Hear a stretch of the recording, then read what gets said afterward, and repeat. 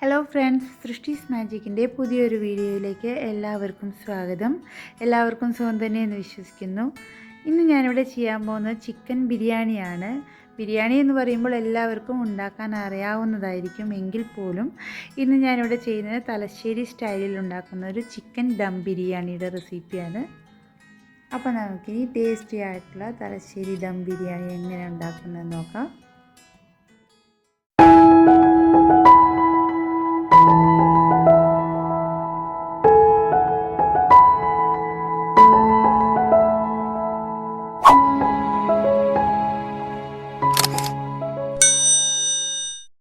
തലശ്ശേരി ബിരിയാണിയുടെ പ്രത്യേകത എന്ന് പറയുന്നത് തന്നെ ഇതിൻ്റെ തുടക്കം നമ്മൾ ചെയ്യുന്നത് ഉള്ളി ഫ്രൈ ചെയ്തുകൊണ്ടാണ്.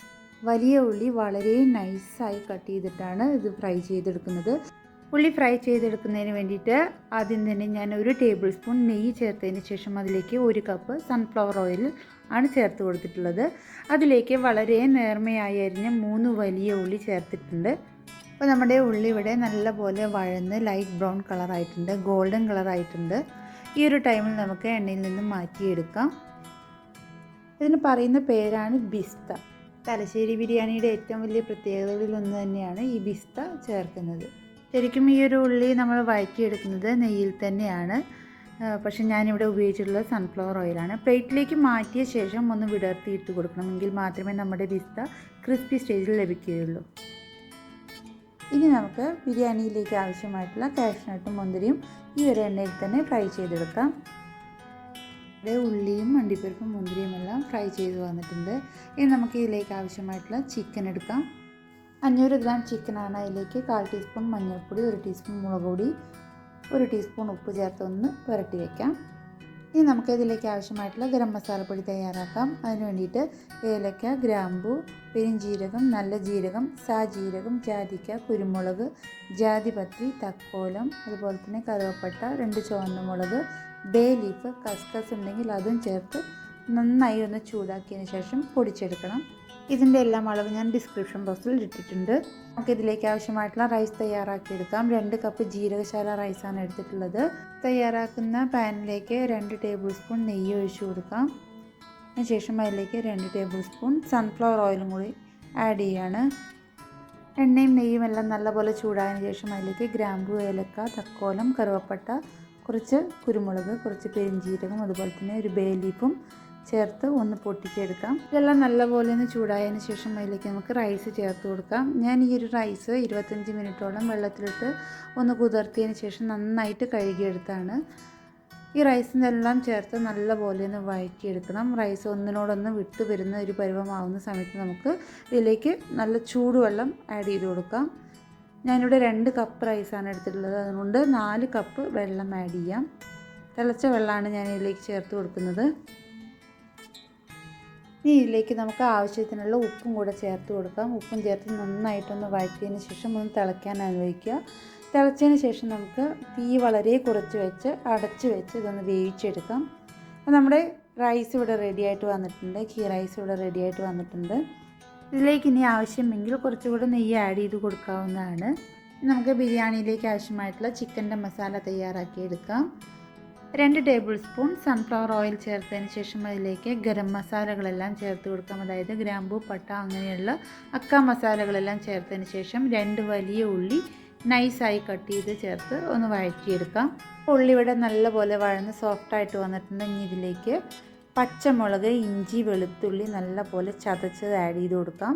ഞാനിവിടെ ഒരു വലിയ കഷ്ണം ഇഞ്ചി, ഒരു 8-10 പോണ വെളുത്തുള്ളി, അതുപോലെ ഒരു 6 പച്ചമുളക് ചേർത്താണ് ചതച്ചിട്ടുള്ളത്. അതിൻ്റെ പച്ചമുളക് എല്ലാം ഒന്ന് മാറിയതിന് ശേഷം അതിലേക്ക് 2 വലിയ തക്കാളി ചെറുതായി കട്ട് ചെയ്ത് ആഡ് ചെയ്ത് കൊടുക്കാം. തക്കാളിയും കൂടെ ചേർത്ത് നന്നായിട്ടൊന്ന് വഴന്നതിന് ശേഷം നമ്മൾ നേരത്തെ മാരിനേറ്റ് ചെയ്ത് വെച്ചിട്ടുള്ള ചിക്കൻ ആഡ് ചെയ്ത് കൊടുക്കാം. ചിക്കനും ചേർത്ത് നന്നായിട്ടൊന്ന് വഴറ്റിയെടുക്കാം. ഈ ഒരു ബിരിയാണിയിലേക്ക് നമുക്ക് മുളക് പൊടിക്ക് പകരം പച്ചമുളകാണ് എരിവിന് വേണ്ടി ചേർക്കുന്നത്. അത് നിങ്ങളുടെ എരിവിനനുസരിച്ച് കൂട്ടുകയോ കുറയ്ക്കുകയോ ചെയ്യാവുന്നതാണ്. 5 മിനിറ്റോളം നമുക്ക് വഴറ്റിയതിന് ശേഷം ഇനി അതിലേക്ക് 2 ടേബിൾ സ്പൂൺ നാരങ്ങ നീര് കൂടി ആഡ് ചെയ്യാണ്. നന്നായി വഴറ്റിയതിന് ശേഷം അതിലേക്ക് 2 ടേബിൾ സ്പൂൺ തൈരും കൂടി ആഡ് ചെയ്ത് കൊടുക്കുകയാണ്. തൈരും ചേർത്ത് നന്നായിട്ടൊന്ന് മിക്സ് ചെയ്തെടുക്കുക. ഇനി ഇതിലേക്ക് നമുക്ക് കുറച്ച് പുതിന ഇലയും കുറച്ച് മല്ലിച്ചെപ്പും ആഡ് ചെയ്ത് കൊടുക്കാം. മല്ലിച്ചെപ്പും പുതിനയും ചേർത്ത് നന്നായിട്ടൊന്ന് വഴറ്റിയെടുത്തതിന് ശേഷം അടച്ച് വെച്ച് 2-3 മിനിറ്റ് നമുക്ക് ചിക്കൻ ഒന്ന് വേവിച്ചെടുക്കാം.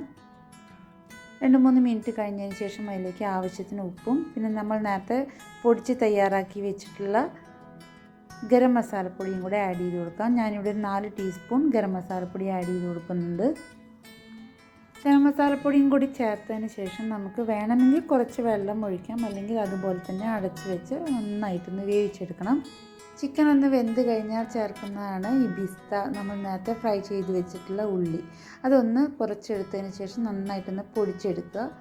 വെന്ത് വന്നിരിക്കുന്ന ഈ ചിക്കനിലേക്ക് നമുക്ക് കുറച്ച് കൈകൊണ്ട് തന്നെ പൊടിച്ചെടുത്തിട്ടുള്ള ബിസ്ത ചേർത്ത് കൊടുക്കാം. അതിൻ്റെ കൂടെ തന്നെ കുറച്ച് പുതിനയിലയും കുറച്ച് മല്ലിച്ചെപ്പും ആഡ് ചെയ്ത് കൊടുക്കാം. എന്നിട്ട് നന്നായിട്ടൊന്ന് വഴറ്റി യോജിപ്പിച്ചെടുക്കുക.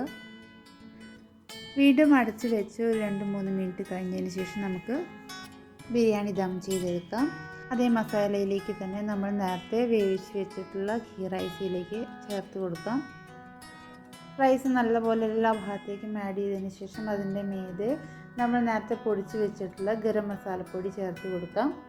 ഒന്ന് സ്പ്രിങ്കിൾ ചെയ്ത് കൊടുക്കാം. അതിന് ശേഷം നെയ്യ് ചേർത്ത് കൊടുക്കാം. ആവശ്യത്തിനനുസരിച്ച് നെയ്യ് ചേർത്ത് കൊടുക്കാം. ഞാനിവിടെ 2 ടേബിൾ സ്പൂൺ നെയ്യ് ചേർത്തിട്ടുണ്ട്. അതുപോലെ തന്നെ നമ്മൾ നേരത്തെ ഫ്രൈ ചെയ്ത് വെച്ചിട്ടുള്ള അണ്ടിപ്പരിപ്പ്, മുന്തിരി, ഉള്ളി, കുറച്ച് മല്ലിച്ചെപ്പും കൂടി ഒന്ന് ചേർത്ത് കൊടുക്കാം. നമ്മുടെ ബിരിയാണിക്ക് കളർ കിട്ടുന്നതിന് വേണ്ടിയിട്ട് ഞാനിവിടെ ഫുഡ് കളർ കുറച്ച് റോസ് വാട്ടറിൽ മിക്സ് ചെയ്തതിന് ശേഷമാണ് ആഡ് ചെയ്തിട്ടുള്ളത്. ഫുഡ് കളറിന് പകരം കുറച്ച് മഞ്ഞൾപ്പൊടി റോസ് വാട്ടറിൽ കലക്കിയോ അല്ലെങ്കിൽ മഞ്ഞൾപ്പൊടി കുറച്ച് പാലിൽ കലക്കിയോ നമുക്ക് ഇതിലേക്ക് സ്പ്രെഡ് ചെയ്ത് കൊടുക്കാവുന്നതാണ്. ശേഷം നേരത്തെ പോലെ തന്നെ റൈസ് ആഡ് ചെയ്ത് കൊടുക്കുക. കുറച്ച് ഗരം മസാലപ്പൊടി സ്പ്രിങ്കിൾ ചെയ്യുക. അതുപോലെ തന്നെ നെയ്യ് ആവശ്യത്തിനനുസരിച്ച് നമുക്ക് ചേർത്ത് കൊടുക്കാം. നേരത്തെ നമ്മൾ ആഡ് ചെയ്ത പോലെ തന്നെ അണ്ടിപ്പരിപ്പ്, മുന്തിരി, ഉള്ളി, മല്ലിച്ചെപ്പ്, പുതിന ഇവയെല്ലാം ഒന്നും കൂടെ സ്പ്രിങ്കിൾ ചെയ്ത് കൊടുക്കാം. വേണമെങ്കിൽ കുറച്ചുകൂടെ കളർ മുകളിലേക്ക് ആഡ് ചെയ്ത് കൊടുക്കാവുന്നതാണ്. അപ്പോൾ നമ്മുടെ ബിരിയാണി ഇവിടെ ദം ചെയ്യാനായിട്ട് വന്നിട്ടുണ്ട്. ഇനി നമുക്കിതൊന്ന് അടച്ച് വെച്ച് വലിയ തീയിൽ ഒരു 5 മിനിറ്റും അതിന് ശേഷം നമുക്ക് 20 മിനിറ്റ് ചെറിയ തീയിൽ അടച്ച് വെച്ചൊന്ന് ദം ചെയ്തെടുക്കാം. നമുക്ക് അടിയിൽ പിടിക്കാതിരിക്കാൻ വേണമെങ്കിൽ പഴയ ദോശക്കല്ലോ മറ്റെന്തെങ്കിലും തവ ഉപയോഗിച്ച് അടിയിൽ വെച്ചതിന് ശേഷം അതിൻ്റെ മീതെ നമ്മളുടെ ഈ ബിരിയാണി പാത്രം വെച്ചിട്ട് ഒന്ന് ദം ചെയ്തെടുക്കുന്നതാവും നല്ലത്. ബിരിയാണി ദമ്മായതിന് ശേഷം വീണ്ടും ഒരു 10 മിനിറ്റ് കഴിഞ്ഞതിന് ശേഷം നമുക്ക് തുറന്നാൽ മതിയാവും. അപ്പോഴാണ് ആ ബിരിയാണി ഒന്നും കൂടെ ഒന്ന് സോഫ്റ്റായിട്ടൊരു നല്ല സ്മെല്ലും കാര്യങ്ങളൊക്കെ വരിക. അപ്പോൾ നമ്മുടെ ബിരിയാണി ഇവിടെ റെഡി ആയിട്ടുണ്ട്.